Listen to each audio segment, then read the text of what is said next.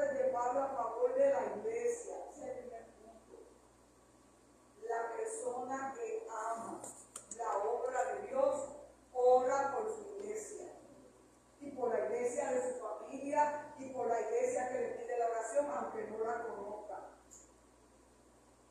¿Cuántas iglesias existirán en tiempos de Pablo? Muchísimas. No solo las que había iniciado, sino también las que se habían fundado por los apóstoles y muchos hermanos más, de los cuales el Nuevo Testamento no dejó registro.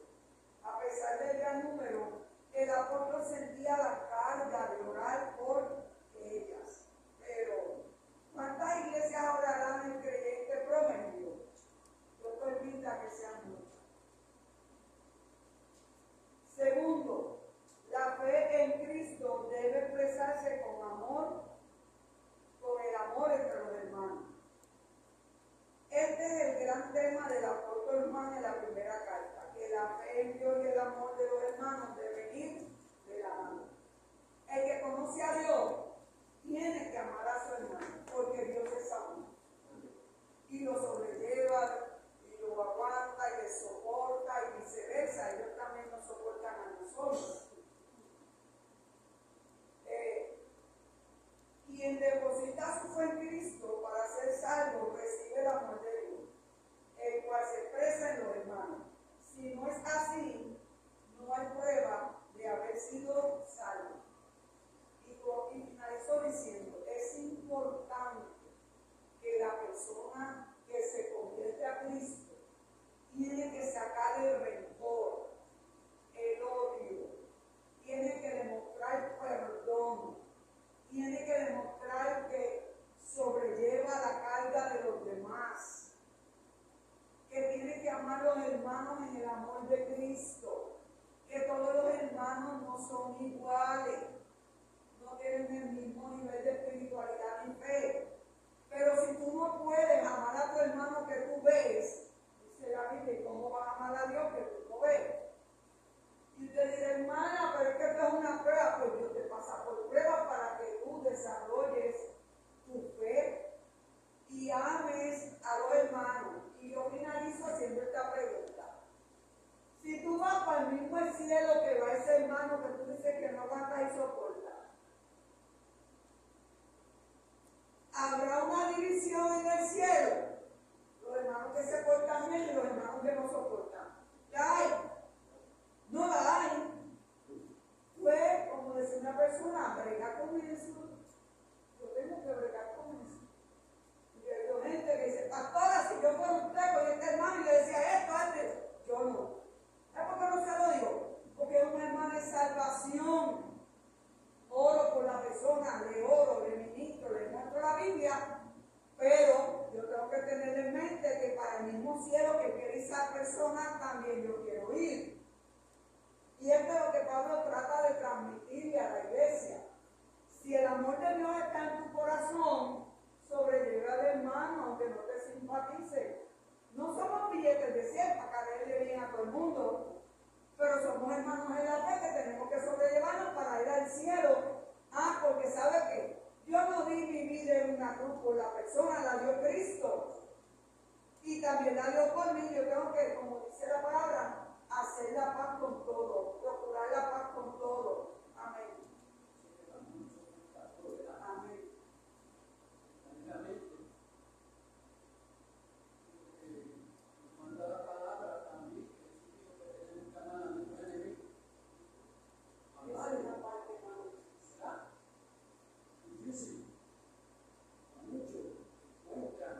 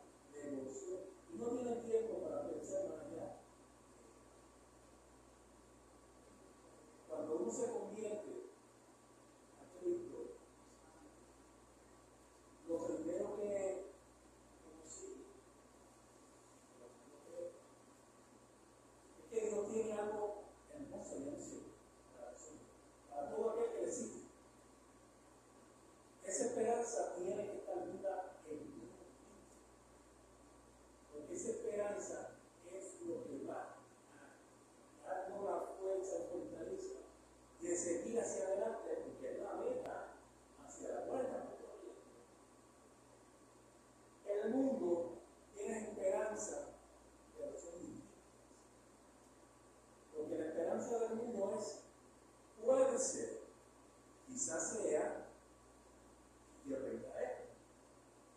Pero en el vocabulario del cristiano no es, puede ser, y quizás sea, es ya está hecho.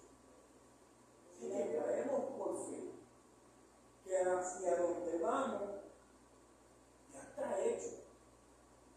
Y eso ya está hecho, ya la morada que Dios tiene para nosotros está hecha. Solamente hay que seguir la carrera hasta el final. No es algo que se va a construir después. No, ya está hecha. Así es el vocabulario de que debe ser cristiano. Es seguridad. Cuando dice algo, tiene que decirlo. Y ya está hecho, ya está implementado. No es que se va a hacer luego, no es que quizás en el mundo espera. Por eso es que la palabra esperanza para el mundo es bien distinta a lo que debe ser para un cristiano que recibe a Dios. Porque el cristiano que recibe a Dios tiene la esperanza en su corazón. Porque la certeza, la convicción de lo que posee, eso es lo que debe ser cristiano, es lo que nos impulsa, es lo que nos ayuda, es lo que nos dice. Así que es distinto lo que piensa el mundo o lo que el mundo cree a lo que nosotros sabemos y creemos y tenemos convicción de que es. Dios le bendiga.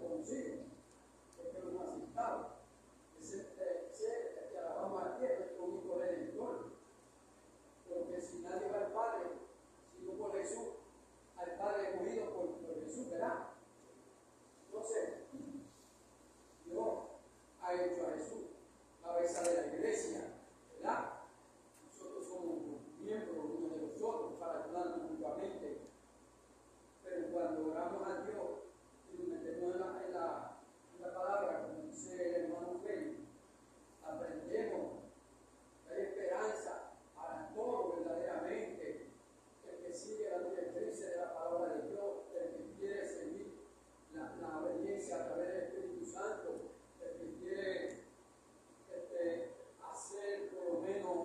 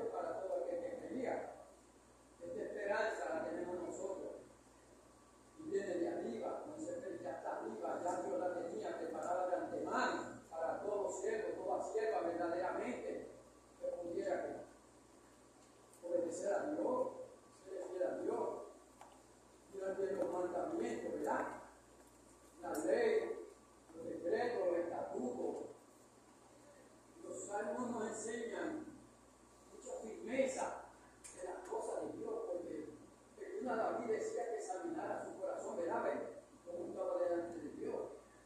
Y si había perversidad en mí, como que dice, quita eso, transfórmame, que yo no quiero servirte de esta manera.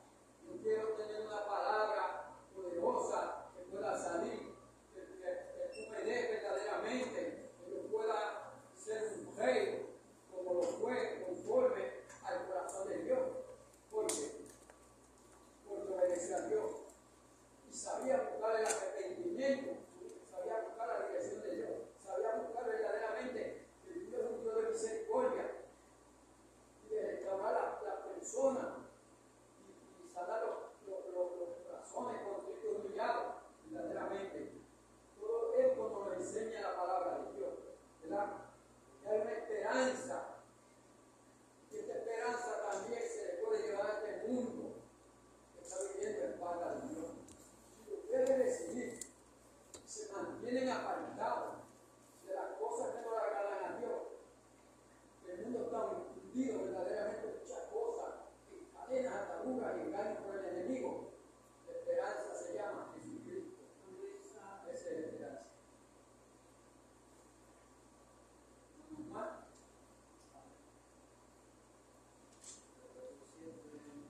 Como lo habéis aprendido de esta frase, nuestro siervo amado,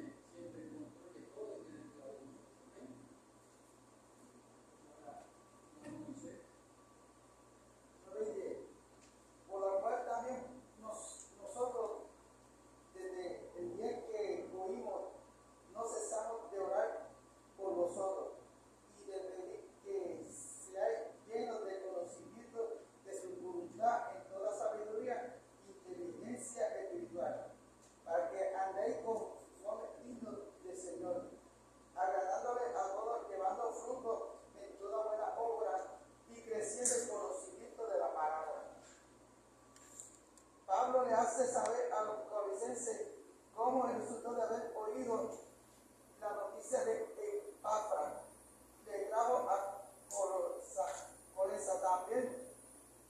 Tampoco él como sus compañeros no cesaban de orar, de pedir. La palabra orar tiene que ver con asuntos en general. La palabra pedir es una específica en tener ver las cosas que siguen en condiciones hasta versos 12 y a los 9 y 10. Pablo menciona 5 cosas pacíficas, de las cuales se considera 2 en esta división. Pablo está hablando a los colosenses que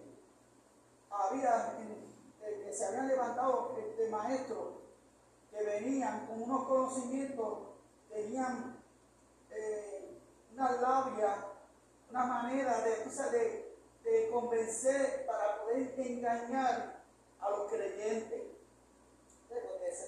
Hoy en día, pues, eso lo estamos viendo, que se levantan maestros a traer unos mensajes y a veces, pues, el que está débil espiritualmente, pues, se lo lleva pedado. Por eso Pablo no habla que la única herramienta del creyente y el que está empezando es la oración, porque la oración es piadosa, enfoca la facultad y la situación que le pone en el poder de Dios. Mediante la oración renovamos nuestra confianza en la fragilidad del Señor y echar toda ansiedad y todo problema sobre Él, sabiendo que se cargará de ellos para cuidarnos a nosotros problemas y preocupaciones a Dios. A través de la oración nos fortalece para hacer todo lo que Él desea de nosotros.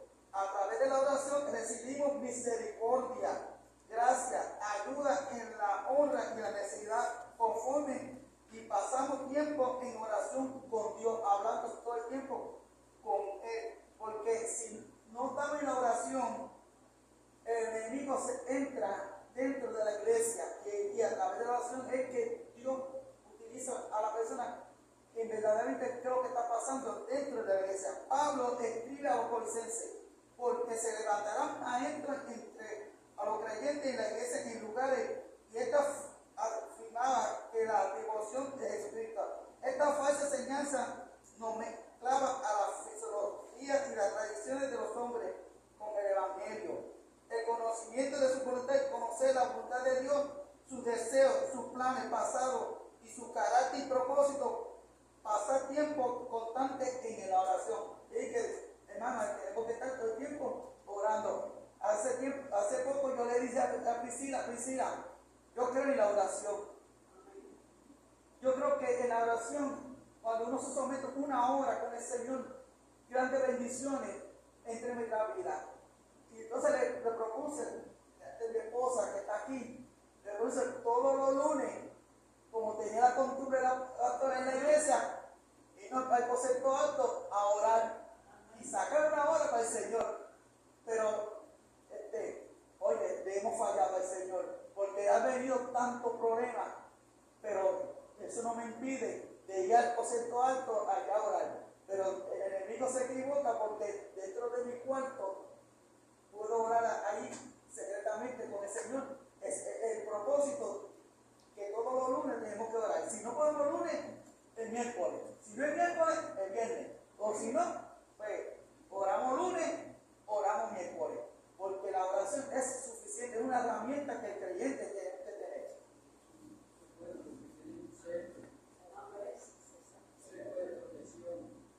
Porque Dios verdaderamente te está expulsando, te sale con ataques, con bombardeos y todo lo que viene contra ti. Y no te guarda. Te cubre, te bendice, te ayuda, te levanta. Ella dice que los que son temerosos de Dios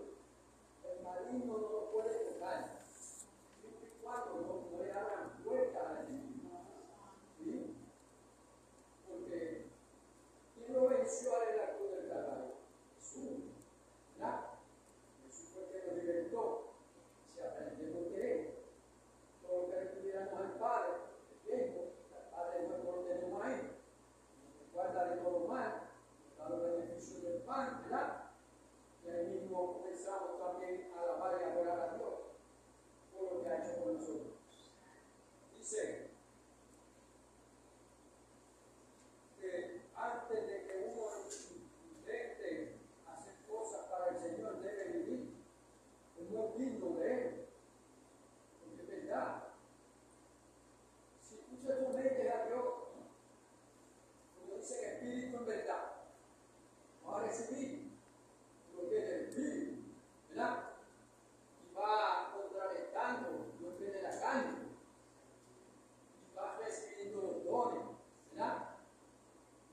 Es amor, gozo, paz, ¿verdad? Fe, ciencia, templanza, muchas cosas, ¿verdad? Que habla del mundo del Espíritu y de la esperanza que tenemos cuando vemos que el Dios que hace lo imposible posible está con nosotros.